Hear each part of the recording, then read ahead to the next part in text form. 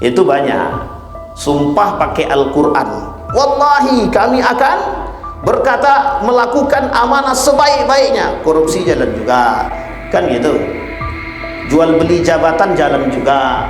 Dan ini nggak bisa kita pungkiri. Kenapa kita bilang tak bisa kita pungkiri? Wong mata melihat. Dan hampir kejadian itu merata, dari atas sampai bawah, dari bawah sampai bawahnya lagi. Nggak bisa lagi, Pak. Dan itu kemudian disebutkan, lihubbikumud dunya, kata Nabi, wa karahiyatul maut. Orang yang sudah terjangkit kenikmatan dunia, mata'ul hayatid dunya, mereka sudah menikmati nikmatnya dunia, ya tidak mau mati, Pak. Itu sudah kita jelaskan berkali-kali. Orang-orang yang cinta dunia, ibadahnya sama sekali tak berfikir tentang akhirat.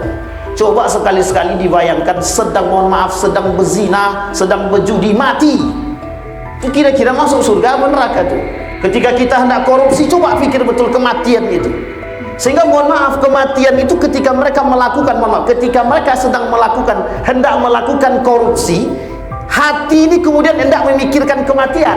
Ketika ingin memikirkan kematian, setan bilang, masih lama kau mati, nanti selesai kau korupsi, taubat aja. Itu gaya setan, Pak. Ulama dan runtuhnya peradaban Islam. Ulama dan runtuhnya peradaban Islam. Kenapa kecintaan kita terhadap dunia? Berarti Ustaz ini menjelek-jelekan ulama? Bukan. Kita ini cinta ulama yang baik. Dalam hadis tersebut, kalian ketika itu, kata Nabi, tidak sedikit tapi banyak, ghusaun ka ghusa'is sail, saking banyaknya seperti buih di lautan jumlah umat muslimnya. Kemudian bertanya lagi, fakila, mereka bertanya, kok bisa? Terus apa yang terjadi dengan kami umat muslim sampai orang-orang mau memakan kita? Di situ kemudian disebut yuj'al al-wahna fi qulubikum.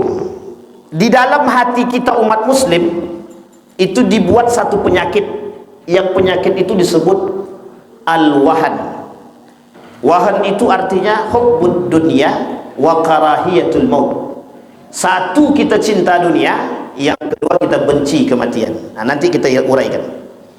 Kemudian wa yunza'ur ru'bah, dihilangkan dalam hatinya orang-orang kafir tadi, orang-orang yang ingin memangsa kita tadi, itu rasa takut. Jadi mereka tidak takut lagi dengan kita, mereka tidak punya rasa takut lagi.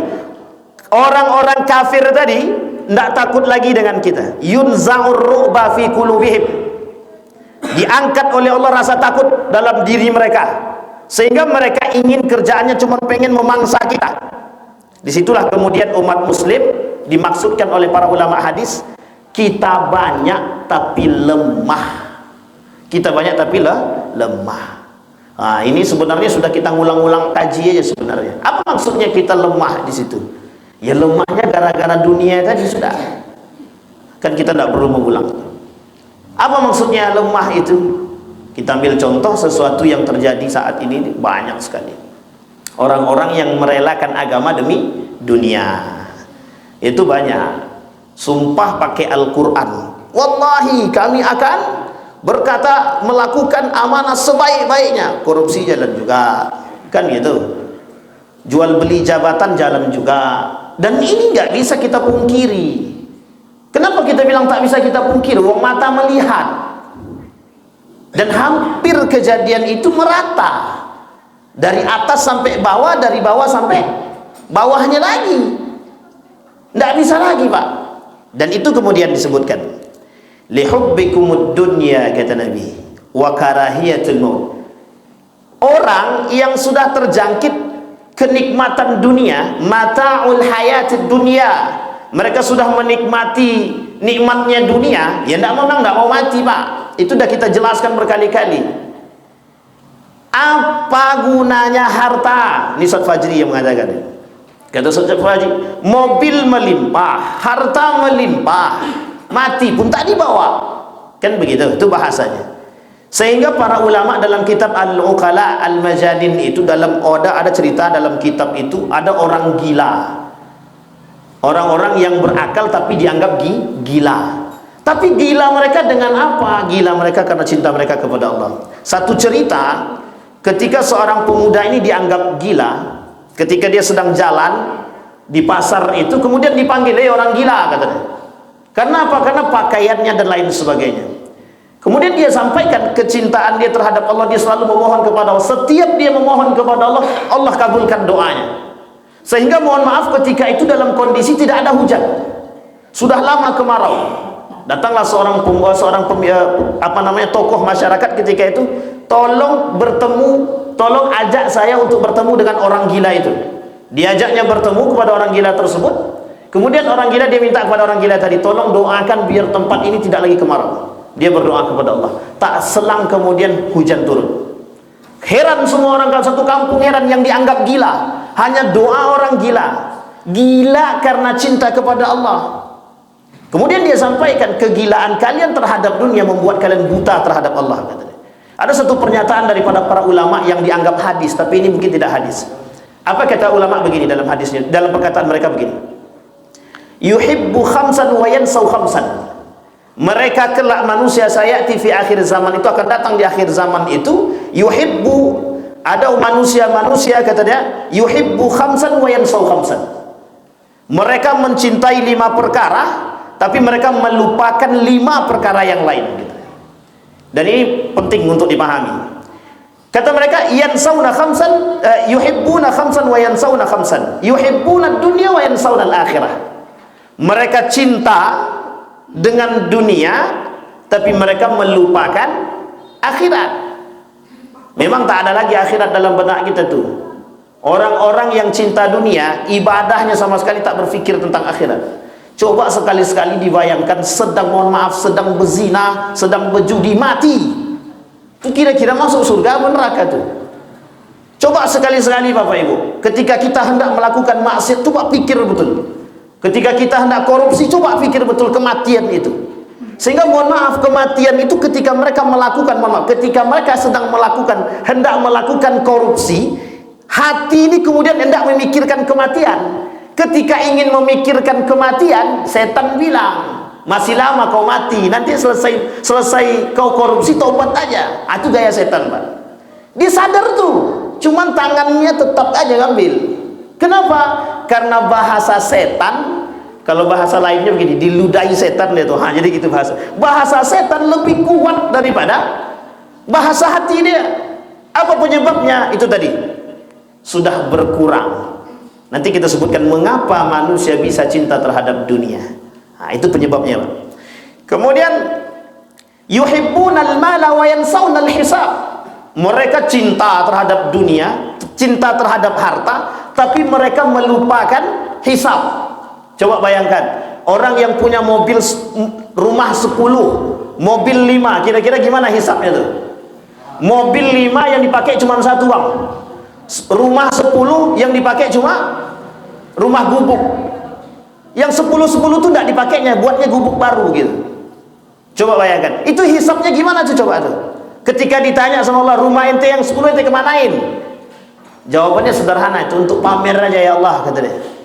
Kira-kira kalau begitu hisabnya, itu berat apa ringan? Beratnya, na'udzubillah, Pak. Berat.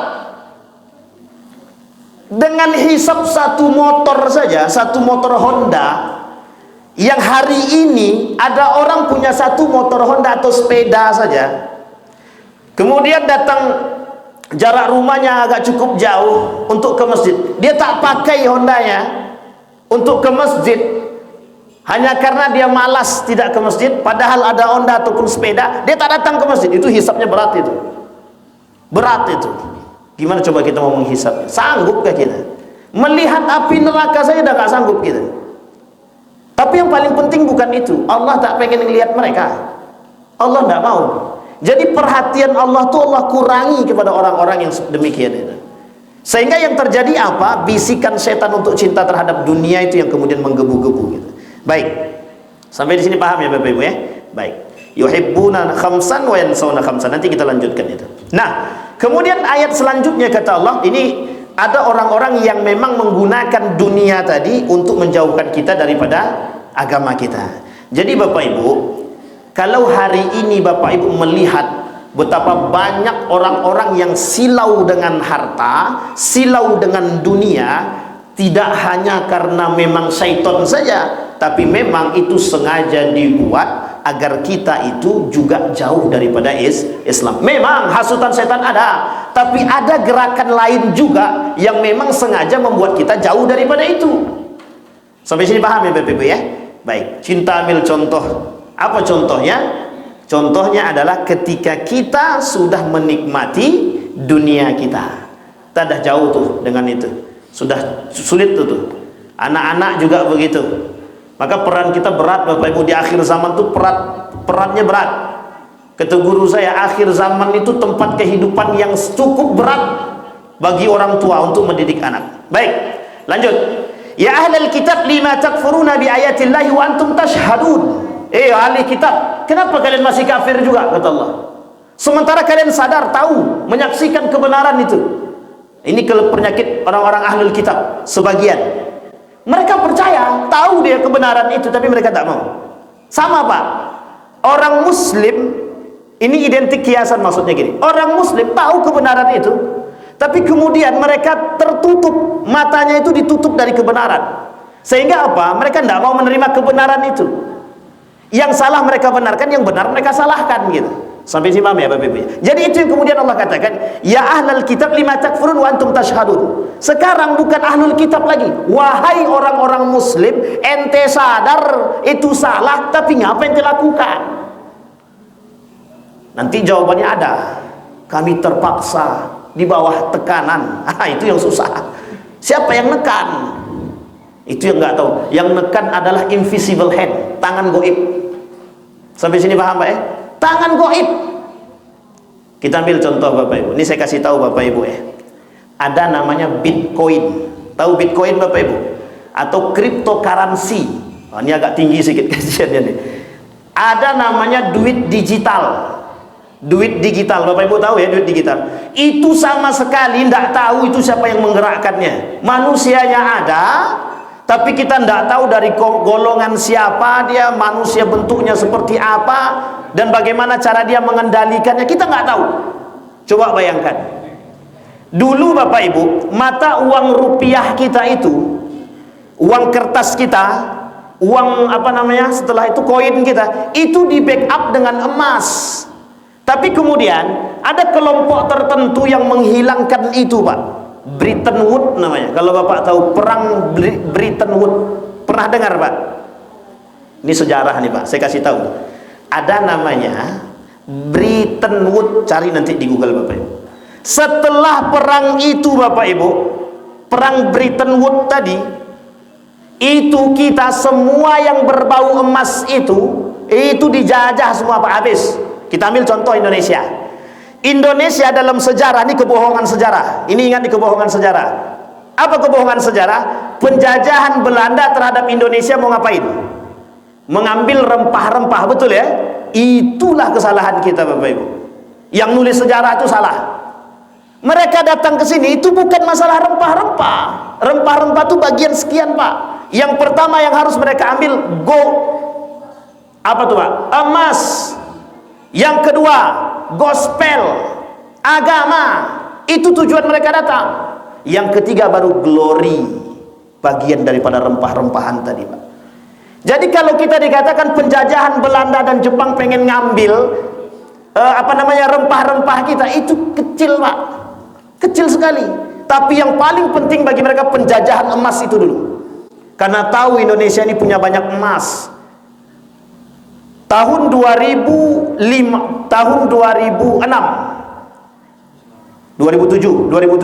saya di Banyuwangi. Mainlah kami di Pulau Cinta namanya.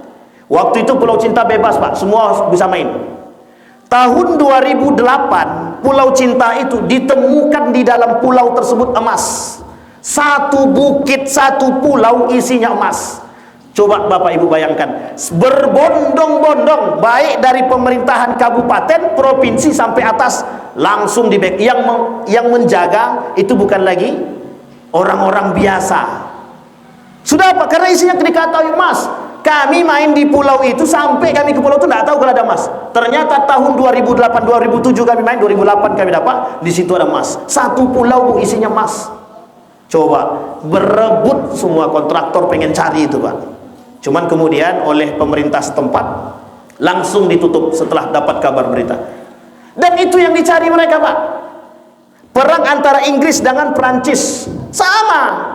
Amerika punya hal, Amerika punya kerjaan, punya dalang, menjadi dalang dalam perangnya Perancis dengan Inggris. Yang harusnya menang Perancis, yang kalah Inggris. Tapi karena Inggris kerjasama dengan Amerika, berita yang diangkat oleh mereka, oleh Amerika duluan, berita itu yang diangkat yang menang Inggris, yang kalah Perancis. Terjadi apa? Gangguan media, semua negara mengakui kemenangan Inggris bukan Perancis. Apa yang terjadi? Langsung bangkrut. Semua emas-emas yang dimiliki oleh Perancis digunakan untuk menjual agar negara mereka tidak terjual. Berat, Pak, perang itu dulu. Ini sejarah. Sampai sini paham ya? Oh, ini kok berat kali kajian malam hari ini. Tidak, ini sekedar sejarah saja, Bapak. Betapa mereka punya peran menjauhkan kita dari agama. Yang mereka sodorkan agar kita jauh dari agama adalah dunia. Tidak ada yang lain, harta. Coba bayangkan. Makanya bahasanya Zainuddin MZ unik. Anda mau korupsi berapa juta? 25 juta. Nggak mau. 1 miliar, ntar dulu saya pikirkan dulu, katanya. Kan begitu bahasanya. Disuap 25 juta dia tolak, disuap 100 juta dia tolak, disuap 2 miliar tidak sanggup nolak. Dari bawah tangan tuh, dari mulutnya enggak, tangan yang ngambil dari bawah. Coba bayangkan. Begitu kondisi kita hari ini, Bapak Ibu. Suap enggak, datang 1 juta per kepala, iyalah enggak apa-apalah. Coba bayangkan. Hampir merata begitu keadaan kita, kan? Nah, jadi kembali, begitu mudahnya mereka. Nah, kita lemah bukan karena jumlah. Lemah kita karena apa? Iman kita goyah. Karena cinta kita terhadap duit tadi, harga diri keagamaan kita, kehormatan agama kita injak. Kita kenal, kita tahu syariat, kita tahu hukum, tapi kita langgar. Itu yang kemudian berbahaya, fasik. Orang fasik munculnya. Maka di akhir zaman isinya manusia fasik memang. Munafik, fasik. Baik. Sampai di sini paham, Bapak Ibu ya? Ya ahlal kitab lima talbisuna al-haqqa bil batil wa taktumuna al-haqqa wa antum ta'lamun. Kemudian Allah kata, hai orang-orang kafir, yang ahlul kitab juga dari golongan orang-orang yang kafir. Kenapa kalian mencampur adukkan antara yang hak dan yang batil? Nah, inilah kemudian hari ini, Bapak Ibu, dicampur aduklah yang hak, yang hak dan yang batil itu dicampur. Karena sudah bercampur yang hak dan yang batil, jadi tak nampak mana yang hak, tak nampak lagi mana yang batil. Bagaimana cara mereka mencampur adukkan itu? Mereka gunakan siasat untuk mencampur itu. Sampai sini paham? Kita ambil contoh. Saya berkata benar, tapi media ini bisa mengatakan salah atau betul? Saya berkata betul, tapi media bisa tidak mengatakan salah? Kira-kira yang lebih mudah dipercaya mereka atau saya? Sampai sini paham, Pak? Karena banyak. Sampai sini paham, Pak? Itu sudah terjadi sebelum media online, media cetak sudah terjadi. Koran yang Bapak Ibu baca belum tentu benar, apalagi sekarang. Makanya mohon maaf, banyak lembaga-lembaga kemudian yang tidak dipercaya. Kenapa? Karena mereka mencari keuntungan. Yang penting kami untung. Masalah Anda mau hancur atau tak hancur, tak urusan kami. Yang penting kami untung. Anda mau benar, Anda mau salah, itu tak terserah, tidak urusan kami. Yang penting bagi kami untung. Bayangkan Bapak Ibu, berita yang muncul di media cetak itu dibuat sedemikian rupa bagusnya gitu. Sehingga yang terjadi adalah fitnah atau pembohongan publik. Ini permainan. Agar apa? Agar kita bisa, agar mereka bisa mencampur adukkan mana yang hak dan mana yang batil. Cuci otak namanya. Apa namanya? Brainwash. Pak ini tinggi bahasa Inggrisnya. Pengajar bahasa Inggris satu kan. Baik. Sampai sini paham Bapak Ibu? Baik, disitulah kemudian kelemahan kita. Kemudian orang kafir, orang-orang kafir itu baik Yahudi, Nasrani, memang itu kerjaannya Bapak Ibu. Saya bukan dalam hal cuci otak kita, enggak. Saya ini bukan mau memprovokasi, bukan Bapak Ibu. Hanya saja kita perlu cepat sadar, jangan lambat-lambat kita sadarnya. Kita ini jumlah umat muslim kita di Indonesia ini banyak, tapi kenapa kita kok begitu lemah sekali? Nampak kali kelemahan kita itu. Bahkan mohon maaf, pemangku-pemangku agama begitu lemah sekali imannya nampaknya. Nah, ini bahaya juga nih. Sesuai jabatan kata Bang. Itu sebenarnya bukan sesuai jabatan Bang, sesuai pesanan. Baik. Ya itu yang dikat itu ya, tolong dikat yang terakhir itu. Baik, sampai di sini paham ya Bapak Ibu. Nah, apa kata Nabi dalam riwayat yang lain? Kata Nabi begini. Kata Nabi dalam hadis yang lain, ya'ti 'alan nasi 'ala ummati zamanun la yabqa minal Islam ila ismuhu. Kata Nabi, kelak di akhir zaman itu la yabqa minal Islam illa ismuhu. Kelak di akhir zaman Islam itu tidak akan ada lagi kecuali namanya. Wa la yabqal Qur'an illa rasmuhu. Dan Al-Qur'an itu tidak akan pernah ada lagi kecuali hanya sekedar tulisan saja. Nah, kemudian disebutkan masajiduhum yawma'idin amirah wa hiya khurabun minal huda. Masjid banyak, tapi kemudian yang memakmurkan masjid juga ramai, tapi hati mereka sudah tidak ada petunjuk. Hati mereka sudah tidak ada petunjuk, tak ada petunjuk. Hari ini insyaallah itu belum terbukti. Kenapa? Karena banyak yang datang, alhamdulillah. Tapi mohon maaf, ada juga masjid yang memang tidak ada isinya. Besar masjidnya, sampai lahannya pun diperbesar, sampai pagarnya mau diperbaharui, miliaran rupiah itu. Tapi kemudian yang datang sholat satu shop pun tak sampai. Ini yang kemudian kita khawatirkan Pak. Betulkah perkataan Nabi atau tidak kejadian itu? Nabi bilang masajiduhum yawma'idin amirah. Masjid mereka besar, megah, hati mereka khurabun minal huda. Tidak ada dalam hati mereka itu petunjuk, tidak ada. Maka Bapak Ibu yang sekarang ada di dalam masjid, bersyukurlah, itu sudah petunjuk bagi kita. Coba Allah tarik tuh petunjuk dari hati. Mendekat masjid pun tak mau. Kalau sempat petunjuk dalam hati kita ini sudah diangkat oleh Allah, jangankan ke masjid, menengok masjid itu muak. Ada orang begitu? Ada. Jangan bilang tak ada. Ulama'uhum syar. Ini Nabi yang ngomong, bukan saya. Kata Nabi, ulama'uhum syar. Ulama'uhum syarrun. Syarrun itu mohon maaf, jahat. Ini kata Nabi, min tahti aydiya'is sama' min indihim najmul fitnati wa ilaihim ta'ud. Yang akan kelak menjadi fitnah, katanya. Ulama mereka syarrun, ulama'uhum syarrun. Yang ketika itu dengan kejelekan mereka, kejahatan mereka menjadi fitnah. Sehingga mohon maaf, kelemahan kita umat muslim ketika itu mudah-mudahan bukan sekarang. Mudah-mudahan bukan sekarang. Sehingga ketika itu kata Allah, kata Nabi, jumlah umat muslim yang banyak tadi dilemahkan karena apa? Dilemahkan karena harta, dilemahkan karena apa? Karena para ulamanya jahat. Makanya mohon maaf Bapak Ibu, ada tulisan yang bagus, judulnya sederhana. Apa judulnya? Ulama dan runtuhnya peradaban Islam. Ulama dan runtuhnya peradaban Islam. Kenapa kecintaan kita terhadap dunia? Berarti Ustaz ini menjelek-jelekan ulama? Bukan. Kita ini cinta ulama yang baik. Kita mendukung, kita pengen para ulama kita itu bersatu, gagah, dan berani menyatakan kebenaran. Itu yang paling penting. Masalahnya sulit Pak, kalau sudah disodorkan 1 triliun susah. Rumah tingkat 2, luas halamannya, sanggup istrinya 2, sanggup kita mengatakan yang benar itu benar, yang salah itu salah. Sulit Pak. Makanya kalau kita ulama sudah dikasih sesuatu, sulit untuk mengatakan. Tidak usah terlalu jauh Bapak Ibu. Hari ini mohon maaf, hari ini ketika seorang guru dikasih uang oleh wali murid Kemudian dikasih, setiap bulan dikasih hadiah ataupun oleh-oleh. Sanggup enggak guru tadi memberi nilai jelek kepada murid, anak daripada wali murid tadi? Itu kita bahasakan saat ini. Sanggup atau tidak? Kalau sanggup, mantap. Itu yang kita butuhkan. Sampai sini paham Bapak Ibu ya?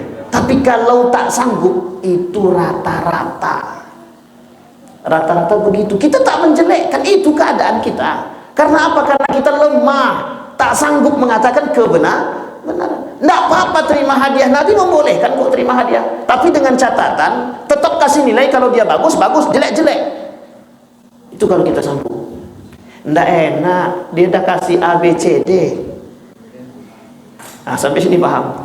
Karena apa? Karena kita takut nanti bakal menjadi buah bibir. Sudah dikasih, tetap anak saya dikasih jelek katanya. Sampai sini. Yang salah siapa? Kedua-duanya salah. Orang tua jangan sogok guru, dan guru jangan terima sogokan, sekalipun itu berupa hadiah. Jangan terima. Nanti susah menyalahkan yang salah, susah membenarkan yang benar. Baik. Sepertiga. Oh, yang ketiga. Kalau PNS lebih parah lagi. Insyaallah. Insyaallah gajinya cukup. Baik. Kita berdoa kepada Allah keistiqomahan kita. Baik. Nah, kembali kepada ayat Al-Quran tadi. Di situ kemudian Allah keras mengatakan, kata Allah, wahai orang-orang yang ahlul kitab, apa sih kerjaan kalian? Mengapa kalian kok bisa mau-maunya menyesatkan orang-orang yang berislam? Orang-orang yang Islam itu kenapa kalian sesatkan? Kebencian, Pak. Kebencian. Mereka nggak pengen melihat Islam itu berdiri tegak, tuh nggak pengen. Saya sering sampaikan di mana-mana Bapak Ibu, yang namanya Yahudi sampai kiamat dia nggak akan pengen lihat Islam itu berjaya, nggak akan pengen, tidak akan pengen. Sekarang mereka kalang kabut dengan Bapak Ibu sudah melakukan pemboikotan, stres otak mereka semua, pendapatan berkurang dan lain sebagainya. Kalau kita tetap bisa istiqamah, tidak lama lagi hancur. Cuma siap-siap, kiamat semakin dekat. Wa qala ta'ifatun min ahli alkitab aminu billadzi unzila 'alal ladzina amanu wajhan nahar waqfuru akhirahum la'allahum yarji'un. Kemudian kata Allah, wahai orang-orang yang beriman tadi, kata Allah, datang kepada mereka, sampaikan kepada mereka kebenaran agar mudah-mudahan hati mereka bisa kembali baik. Kemudian wala tu'minu illa liman tabi'a dinakum. Mereka tidak akan beriman kepada kita sampai kita mau ikut dengan agama mereka, atau sebaliknya. Kita terus berdakwah kepada mereka sampai mereka mau mengikuti kita. Masalahnya hari ini adalah jangan pernah berhenti berdakwah. Dakwah itu bukan tanggung jawab ustadz saja. Semua bapak ibu punya tanggung jawab dakwah. Perlu dipahami Bapak Ibu. Oh, itu kan urusan ustadz ngajak ke masjid. Bukan. Ini bukan dakwah, itu bukan hanya masalah masjid, bukan masalah sholat, bukan hanya masalah zakat, bukan hanya masalah puasa. Sampai sini paham Bapak Ibu ya? Memperkokoh akidah itu penting. Itu juga dakwah. Bapak Ibu berani mengatakan kebenaran kepada kepala sekolah, itu dakwah. Sampaikan. Bapak Ibu jangan beli kepala sekolah. Misal, kan ada tuh kepala sekolah pengen jadi kepala sekolah harus beli 30 juta kan, misal saja. Ini contoh, beneran nggak tahu kita. Mudah-mudahan nggak ada lah, amin. Kan begitu. Sampaikan kebenaran itu, meskipun mohon maaf, lidah ini berat. Karena apa Bapak Ibu? Yang harus kita pahami, kita ini mendakwahi orang itu hukumnya wajib. Hanya saja caranya yang harus kita perbaiki. Sampai sini paham ya Bapak Ibu ya? Bapak Ibu, kita punya tanggung jawab. Ada orang yang salah di hadapan kita, tegur dengan cara yang baik. Masalahnya cara kita. Ketika kita memahami dakwah itu adalah dari kalangan ustadz saja, ini yang susah. Itu kan tanggung jawab ustadz, biarlah ustadz itu aja ya. Tidak semua ustadz itu berani. Kita ambil contoh. Berani ustadz itu datang, masuk ke tok pintu tempat judi-judi itu, masuk tempat diskotik, selain daripada jamaah tabligh, atau dulu ada namanya FPI, ngetok pintu kita berani. Sampai ada bahasa, nanti ada yang datang tuh mudah-mudahan kelak dapat hidayah. Betul. Tapi coba lihat, kita tidak memuji jamaah tabligh Bapak Ibu, kita tak memuji, tapi lihatlah keberanian mereka. Ketok pintu nak tempeleng sekali, datang ke tempat biliar ditempeleng sampai 10 kali kena tempeleng, besok pagi orang yang tempeleng itu ikut ke masjid. Itu bayangkan, kita tak sampai hati Pak, kena tempeleng sekali kita bawa pedang, kan begitu. Ini masalah kita hari ini Pak, di situ Pak. Makanya mohon maaf, dakwah itu bukan masalah ustadz Pak. Di kampung kita ada orang berzina, masa nunggu ustadznya datang? Berarti sudah selesai dia zina baru ustadznya datang? Iya kalau datang ustadznya, kalau berani juga ustadznya. Jadi dakwah itu tanggung jawab siapa? Semua, RT, RW, masyarakat, semua punya. Sampai sini paham Bapak? Andai kata satu kampung itu, mohon maaf, satu kampung, misal ada kampung narkoba, ada transaksi narkoba dalam kampung tersebut, tapi satu kampung itu punya perhatian terhadap permasalahan narkoba, kira-kira ada nggak yang datang, ada nggak yang mau transaksi di situ? Yang mereka transaksi narkoba langsung dibakar manusianya. Kira-kira besok ada nggak yang transaksi lagi di situ? Jangankan transaksi, melangkahkan kaki situ pun tak berani lagi. Entah masuk atau tidak orangnya. Artinya keberanian itu penting saat ini gitu Pak. Artinya kita umat muslim harus punya kekuatan dengan jumlah kita yang banyak itu. Nah, kemudian mengapa ketika itu umat muslim lemah? Disebutkanlah di situ. Karena umat muslim ketika itu terpecah belah. Disinilah kalimat Allah berfungsi Bapak Ibu. Wa'tasimu bihablillahi jami'an wa la tafarraqu. Masih dalam surat yang sama. Membangun ikatan, jangan berpecah belah. Ini kalimatnya umum, tapi maknanya luas seluas-luasnya. Artinya apa? Sejauh bukan permasalahan akidah, kita masih diperkuat kok Pak. Kita masih diperintahkan untuk menciptakan kedamaian. Ini kita ambil contoh Bapak Ibu. Perjanjian Hudaibiyah, nampak bagaimana kaum kafir mengingkari perjanjian Hudaibiyah yang sudah dibuat kesepakatannya bersama Nabi. Piagam Madinah, sampai mereka obrak-abrik piagam Madinah itu. Piagam Madinah sudah sedemikian rupa menjaga hak mereka, menjaga haknya orang-orang kafir non muslim yang ahlus zimmah masih dalam tanggungan kita. Mereka jaga. Tapi siapa yang mengingkari kemudian? Artinya ketika nilai-nilai agama Islam, mohon maaf, terbangun dalam setiap diri kita, kita pasti menjaga Pak. Hanya saja ada oknum-oknum tertentu yang mohon maaf, yang memang mereka pengen keluar dari barisan yang sudah bersatu, sehingga ketika kita terpecah tadi, orang kafir tadi yang kemudian bersatu. Turki Utsmani runtuh karena apa? Bersatu semua kafir, Prancis, Jerman, Inggris satu, termasuk Saudi Arabia. Saudi Arabia, Inggris, Prancis, Jerman kerjasama ingin menghancurkan Turki Utsmani. Andalusia sama, kerjasama negara kafir untuk menghancurkan Islam. Mongol sama, betapa kuatnya mereka ingin menghancurkan kita. Kerjasama Pak. Orang pengen hancurkan Islam, kerjasama. Kita yang tahu itu malah terpecah belah. Sehingga mohon maaf, hari ini kita berusaha paling tidak dari masjid ke masjid, paling tidak. Mungkin kita tidak bisa menyatukan umat muslim. Bayangkan, ini yang paling sederhana, yang paling nampak. Ketika kasus Palestina, awal-awal kasus Palestina, siapa yang datang untuk memberikan pertolongan? Hampir tak ada. Hanya bercerita. Bahkan ada yang kemudian, oh itu bukan masalah ini, bukan masalah itu, dan lain sebagainya. Sampai Palestina, oh ini bukan masalah anggota Palestinanya, tapi ini masalah yang lain dan lain sebagainya. Ini bukan Palestina, tapi ada Hamasnya. Ini palang salah jalur politik, terserah. Coba bayangkan, cara mereka ingin menghancurkan persatuan umat Islam. Sampai mereka membisikkan satu dan yang lain terhadap negara-negara Islam yang lain. Sampai mohon maaf, negara-negara Islam tidak mau bersatu. Untuk apa? Membangun komunikasi yang baik untuk Palestina. Sehingga yang terjadi apa? Tetap berada pada posisi terpecah belah. Justru mohon maaf, antara satu negara Islam dengan negara Islam yang lain terpecah belah dan berantem, justru berperang. Betul atau tak betul? Yaman, Saudi, Paham Bapak Ibu Berantem. Irak, Iran, Suriah sama. Apalagi Afghanistan, Pakistan sama.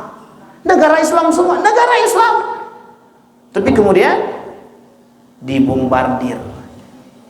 Di dalam itu kita berantem sesama muslim, bukan sesama non muslim, tapi sesama muslim.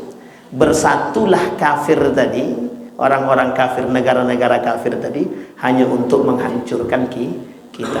Mudah sekali cara mereka menghancurkan kita. Yang dulu kita berkoar-koar mempertahankan. Zaman Nabi umat muslimnya sedikit, tapi imannya kokoh. Akhir zaman manusia muslimnya banyak, tapi imannya lemah. Seperti buih di lautan lemahnya. Ketika ditiup terbang, bahkan condong bisa pecah dan lain sebagainya. Sampai di sini paham Bapak Ibu? Nah, apa yang harus kita lakukan sebagai seorang muslim? Yang pertama Bapak Ibu, jangan pernah berhenti belajar, itu yang paling penting. Yang kedua, Allah sebutkan orang-orang seperti mereka itu, kata Allah dalam Al-Quran, la khalaqalahum, orang-orang yang terpecah, orang-orang yang menjual agama, orang-orang yang seperti itu, orang mereka yang tidak suka dengan nilai-nilai agama, mereka itu Allah sebut tidak punya akhlak. Artinya apa? Ketika manusia umat muslim menjaga akhlaknya dengan baik, saya kira itu adalah jalan perdamaian paling baik. Misal, mohon maaf, kalaulah akhlak yang dikedepankan bukan hanya sekedar ilmu, akhlak, kira-kira tercipta perdamaian atau tidak? Berilmu tapi tak berakhlak, kerjaannya mencaci memaki. Tapi coba bayangkan ketika akhlaknya yang mereka kedepankan, bukan ilmunya saja tapi akhlaknya yang dikedepankan, kira-kira apa yang terjadi? Orang akan saling menghargai antara satu dan yang lain. Tetangga sama tetangga, yang dikedepankan akhlak bukan ego. Kalau saling ego yang dikedepankan, tidak jadi rumah itu, saling merobohkan rumah itu. Tapi kalau akhlak yang mereka kedepankan, mohon maaf, ketika menghidupkan tape atau radio di malam hari, mereka nggak jadi ngidupin karena tetangga samping ada. Menghargai itu akhlak. Yang terjadi apa? Damai, tentram, saling. Masalahnya adalah setiap kita hendak bersatu, ada orang-orang yang lain yang masuk memecahkan kembali. Sampai sini paham Bapak Ibu? Ini saya gambarkan begini Bapak Ibu. Ini umat muslim yang ada di sini. Seketika kita pengen bersatu, di situ masuk penyusup-penyusup yang akan memberikan komentar-komentar yang lain, sehingga yang tadi pengen bersatu jadi terpecah. Sampai sini paham? Baik. Jadi apa yang harus kita lakukan? Hati-hati.